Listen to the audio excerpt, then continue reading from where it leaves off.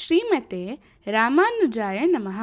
ವಿಷ್ಣು ಸಹಸ್ರನಾಮದಲ್ಲಿರುವ 113ನೆಯ ತಿರುನಾಮ ವೃಷಕರ್ಮ. ಒಮ್ಮೆ ಶ್ರೀರಂಗದಲ್ಲಿ ರಾಮಾನುಜಾಚಾರ್ಯರು ಭಗವದ್ಗೀತೆಯ ಒಂದು ಪ್ರಸಿದ್ಧ ಶ್ಲೋಕದ ಮೇಲೆ ಉಪನ್ಯಾಸ ಮಾಡುತ್ತಿದ್ದರು. ಪರಿತ್ರಾಣಾಯ ಸಾಧೂನಾಂ ವಿನಾಶಾಯ ಚ ದುಷ್ಕೃತಾಂ ಧರ್ಮ ಸಂಸ್ಥಾಪನಾರ್ಥಾಯ ಸಂಭವಾಮಿ ಯುಗೆ ಯುಗೆ. ಸಾಮಾನ್ಯವಾಗಿ ಈ ಶ್ಲೋಕದ ಅರ್ಥವೇನೆಂದರೆ, ಭಗವಂತನು ಪ್ರತಿಯುಗದಲ್ಲೂ ಅವತಾರ ಪಡೆದು ಸಜ್ಜನರನ್ನು ರಕ್ಷಿಸಲು, ದುಷ್ಟರನ್ನು ನಾಶ ಮಾಡಲು ಮತ್ತು ಧರ್ಮವನ್ನು ಸ್ಥಾಪಿಸಲು ಬರುತ್ತಾನೆ.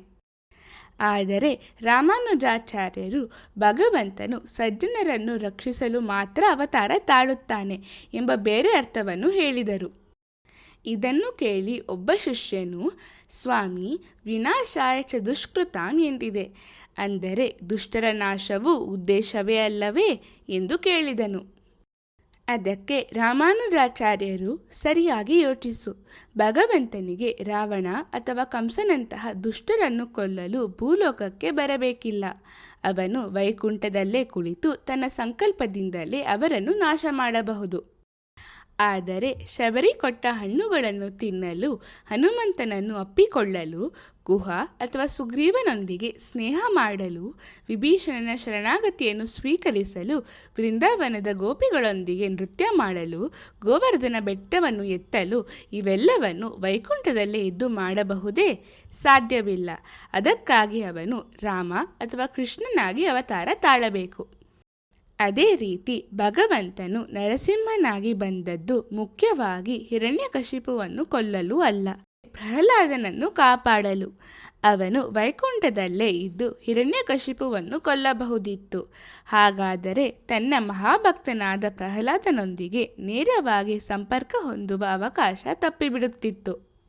ಇಂದಿಗೂ ಹಲವಾರು ಹಿರಣ್ಯಕಶಿಪುಗಳಂತಹ ದುಷ್ಟರು ಇದ್ದಾರೆ. ಆದರೆ ಭಗವಂತನು ಈಗ ನರಸಿಂಹನಾಗಿ ಏಕೆ ಬರಲ್ಲ? ಏಕೆಂದರೆ ಪ್ರಹ್ಲಾದನಂತಹ ಭಕ್ತರಿಲ್ಲದೆ ಅವತಾರಕ್ಕೆ ಕಾರಣವಿಲ್ಲ. ರಾಮಾನುಜಾಚಾರ್ಯರು ತಮ್ಮ ಶ್ರೀಭಾಷ್ಯದಲ್ಲಿಯೂ ಇದನ್ನೇ ವಿವರಿಸುತ್ತಾರೆ. ಅವರು ಸಜ್ಜನರ ರಕ್ಷಣೆ ಮುಖ್ಯ ಉದ್ದೇಶ, ದುಷ್ಟರ ನಾಶವು ಕೇವಲ ಅವನ ಇಚ್ಛೆಯಿಂದಾಗುವುದು ಎಂದು ಹೇಳಿದ್ದಾರೆ.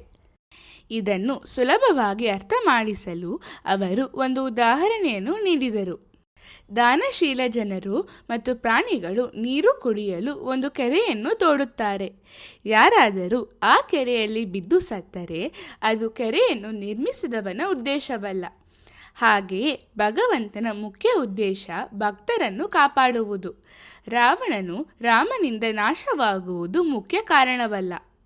ಇದನ್ನೇ ಆಳ್ವಾರ್ ಕೂಡ ಒಂದು ಪಾರ್ಶ್ವದಲ್ಲಿ ದಶರಥನು ಒಂದು ಕೆರೆಯನ್ನು ನಿರ್ಮಿಸಿದನು, ಅದೇ ರಾಮನು. ಆ ಕೆರೆಯಲ್ಲಿ ರಾವಣನು ಬಿದ್ದರೆ ಅದು ರಾಮನ ಅಥವಾ ದಶರಥನ ಉದ್ದೇಶವಲ್ಲ ಎಂದು ಹೇಳಿದ್ದಾರೆ. ವೃಷ ಎಂದರೆ ಧರ್ಮ ಮಾರ್ಗ, ಕರ್ಮ ಎಂದರೆ ಕಾರ್ಯಗಳು. ವೃಷಕರ್ಮ ಎಂದರೆ ಧರ್ಮ ಮಾರ್ಗದ ಕಾರ್ಯವನ್ನು ಮಾಡುವವನು ಎಂದು ಅರ್ಥ. ಭಗವಂತನ ಎಲ್ಲ ಕಾರ್ಯಗಳು ಭಕ್ತರನ್ನು ಧರ್ಮದ ಮಾರ್ಗದಲ್ಲಿ ನಡೆಸುತ್ತವೆ. ನಾವು ಪ್ರತಿದಿನ ವೃಷಕರ್ಮಣೇ ನಮಃ ಎಂದು ಜಪಿಸಿದರೆ ಭಗವಂತನು ನಮ್ಮನ್ನು ಧರ್ಮದ ಮಾರ್ಗದಲ್ಲಿ ನಡೆಸುತ್ತಾನೆ. ಶ್ರೀಮತೆ ರಾಮಾನುಜಾಯ ನಮಃ.